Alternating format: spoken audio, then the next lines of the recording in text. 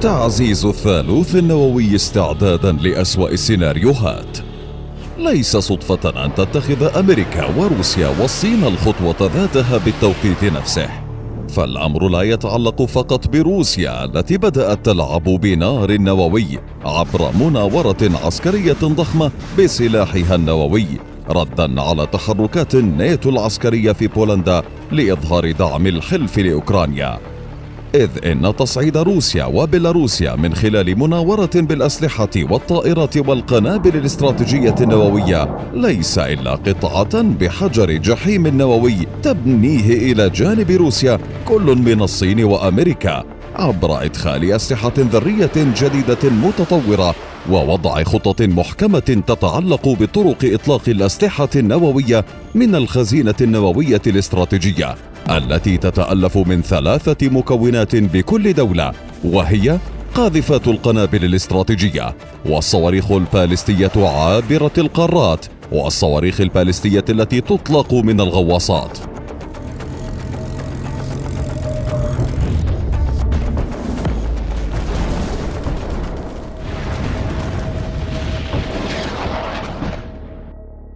ففي روسيا وجه فلاديمير بوتين القيادات العسكرية لوضع الثالوث على أهبة الاستعداد وتعزيزه بصفته ضمانا آمنا لردع أي عدو قد يهاجم روسيا، بعد أن بلغت حصة الأسلحة الروسية الحديثة في الثالوث النووي 88% في عام 2021. وفي أمريكا منذ أن تم وضع وثيقة مراجعة الموقف النووي عام 2018 والحديث يدور حول تبني خيارات نووية جديدة في الثالوث النووي الأمريكي لصواريخ باليستية وكروز تطلق من الغواصات بشحنة أقل وقدرة تفجيرية كبيرة، مع تجهيز صاروخ نووي مجنح هو الأكبر حجما بالعالم وتكلفته وحده نحو 30 مليار دولار. أما في الصين فلا تبدو أن الحمى النووية فيها أقل من روسيا وأمريكا،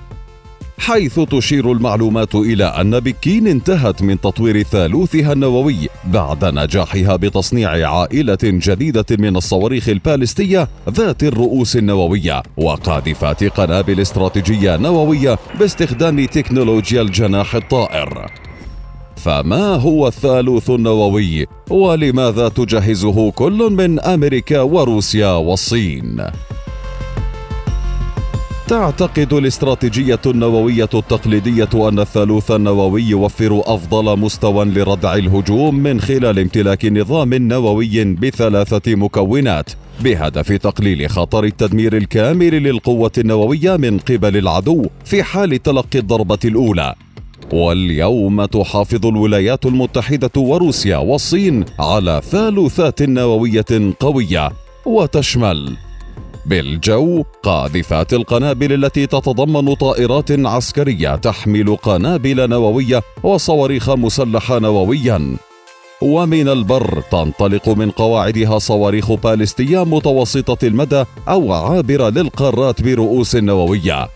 أما في البحر تبرز غواصات وسفن تطلق الصواريخ البالستية النووية عابرة القارات، ما يعني أن الثالوث النووي يعطي وسيلة لتوجيه هجوم نووي من البر أو البحر أو الجو. أما في حال تعرض أي دولة للهجوم النووي دمر فرعين من أفرع الثالوث، يظل بإمكان الثالث شن ضربة انتقامية. ثالوث أمريكا الرادع، وهي الاستراتيجية التي لطالما أعلنت أمريكا انتهاجها بجعل ثالوثها النووي للردع، إذ تضمنت وثيقة مراجعة الموقف النووي إعادة بناء الثالوث النووي على أن يكون محور الدفاع الاستراتيجي لواشنطن وتطوير منظومة القيادة والسيطرة النووية بربط القاذفات الاستراتيجية والصواريخ البالستية والغواصات النووية مع تبني خيار نووي لصواريخ باليستية وكروز تطلق من الغواصات والطائرات بشحنة أقل وقدرة تفجيرية كبيرة، بعد أن اشتكت قيادات عسكرية أمريكية من أن الثالوث النووي بات يعتمد جزئيا على مخزون بال من الأسلحة وأنظمة التسليم، ما حدا بالولايات المتحدة تطوير نوع جديد من الصواريخ النووية عالية القدرة وتعديل عدد صغير من رؤوس الصواريخ الباليستية التي تطلق من الغواصات، مع تطوير صاروخ كروز جديد مزود برأس حربية نووية ويطلق من البحر. وهذه الصواريخ الجديدة ستستطيع احتواء أي هجوم جوي نووي روسي صيني، مع احتفاظ واشنطن بقدرات نووية هجومية من خارج أراضيها عبر ترسانة نووية كبرى تشمل 150 رأسا نوويا من نوع B-61 مخزنة في دول أوروبية. كما بدأت البحرية الأمريكية بناء غواصتين نوويتين من فئة كولومبيا، وتتميز بأنها من أكثر الغواصات الصاروخية تطوراً في العالم، حيث بلغ سعر العقد نحو 10 مليارات دولار، وتصل مدة عمل هذه الغواصات إلى عام 2084 ضمن مخطط وزارة الدفاع الأمريكية لتحل غواصات كولومبيا النووية محل غواصات أوهايو التي ما زالت تعد أحد عناصر الثالوث النووي الأمريكي. وصاروخيا، شرعت الولايات المتحدة بالعمل على تطوير صاروخ مجنح حديث مزود برأس نووي تصل قيمته ل30 مليار دولار، تعود 12 مليارا منها إلى الرأس النووي W-80-1، بحيث تتزود به القاذفات B-52 القديمة وB-21 الحديثة، ما يزيد بشكل ملموس من القدرات الهجومية للثالوث النووي الأمريكي. كما أبرمت الحكومة الأمريكية مؤخرا عقدا بقيمة ملياري دولار مع شركة رايثيون لتطوير المنظومة القتالية النووية بعيدة المدى LRSO، ما حدا بمكتب الميزانية في الكونغرس تقدير إنفاق 634 مليار دولار لتطوير الثالوث النووي. ثالوث روسيا الشيطاني. يبدو أن الإنفاق الروسي لتطوير ثالوثه النووي لن يقل عن أمريكا، إذ إن القوات النووية البرية الروسية تشكل أساس قوات الصواريخ الاستراتيجية، وتضم منصات برية ثابتة وذاتية الحركة للصواريخ الاستراتيجية العابرة للقارات. وقد بنت موسكو بموجب خطة تطوير الثالوث النووي منصات ثابتة تحت الأرض لصواريخ فويفويدا المسماة الشيطان من قبل الناتو، ومنصات لصواريخ يارس الحديثة وسارمات الحديثة الخارقة العاملة بالوقود السائل، إضافة لمنصات ذاتية الحركة لصواريخ توبول وتوبول M العاملة بالوقود الصلب. أما صواريخ سارمات المسمى الشيطان 2 بحسب الناتو فبوسعها بلوغ أي نقطة على سطح الكرة الأرضية والدوران حولها عدة مرات. وفي الجو، طورت روسيا صواريخ نووية وطائرات استراتيجية لحملها،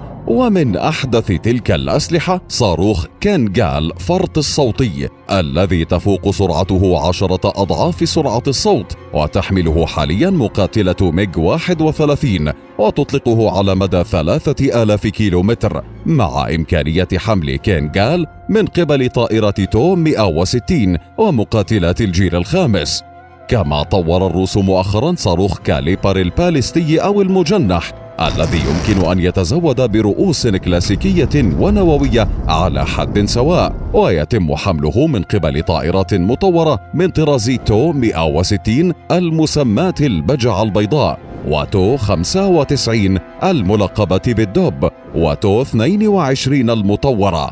وفي البحر، تمتلك روسيا سفنا وغواصات نووية استراتيجية، من أهمها غواصات بوريه مثل يوري دولغوروكي والأمير فلاديمير مونوماخ، إضافة إلى الغواصات النووية متعددة المهام مثل قازان وسيفيريو دوفيسنك من مشروع ياسين وياسين M، والغواصة النووية الاستراتيجية كينياز فلاديمير، وهي الغواصة الرئيسية من مشروع بوري A. ومن أحدث القوات النووية البحرية غواصة بوسيدون المسيرة النووية القادرة على تدمير دول ومدن كاملة بصواريخ نووية موجهة عابرة للقارات، فيما تتسلح معظم الغواصات الروسية الأخرى بصواريخ بولافا العاملة بالوقود الصلب، ويبلغ مدى عملها 8000 كيلومتر. كما تحمل السفن النووية الروسية حاليا الصواريخ المجنحة كاليبر، على أن تتزود أيضا قريبا بصاروخ تسيركون فرط الصوتي. الثالوث الصيني.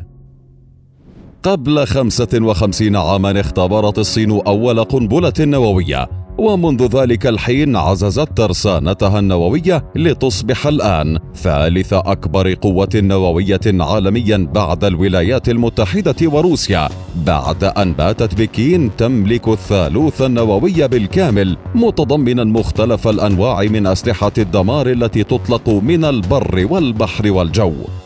ويضم 290 رأسا نوويا على أقل تقدير. جهزت الصين العدة لإطلاقها عبر ثالوثها النووي المشكل من 90 صاروخا باليستيا عابرا للقارات تنطلق من منصات برية، بينها من طراز دونغفينغ 4 رياح الشرق، ودونفينغ 5 آي، ودونفينغ 31، ودونفينغ 31 آي، إضافة إلى أحدث صواريخ دونفينغ 41 التي تمثل بحسب بكين جوهر قوة الردع النووية الصينية القادمة، وأحد أفضل الصواريخ الباليستية من حيث المدى في العالم، إذ يصل مداه إلى 14,000 كيلومتر، وهو قادر على ضرب الأهداف في جميع أنحاء الولايات المتحدة. أما العنصر البحري للسلاح النووي الصيني فيتمثل في 4 غواصات نووية استراتيجية تم تصميمها ضمن مشروع جن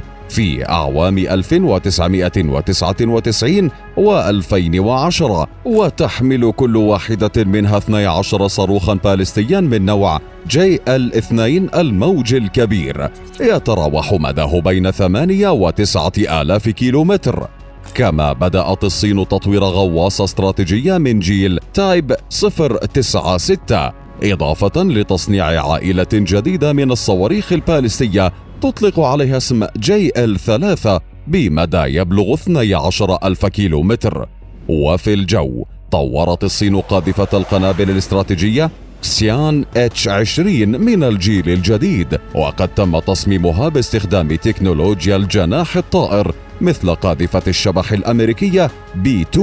ويمتلك الجيش الصيني حاليا نحو 170 قاذفات قنابل من نوع H-6، وهي قادرة على حمل ما يصل إلى 12 طنا من الصواريخ، بينها نووية حرارية ومجنحة جو أرض وجو بحر. وإضافة إلى تطوير وتعزيز الثالوث النووي، تظهر قناعة الصين جالية بأنها ستدخل حربا نووية عاجلا أم آجلا عبر استمرارها بإنشاء ملاجئ نووية في جميع المدن الكبرى.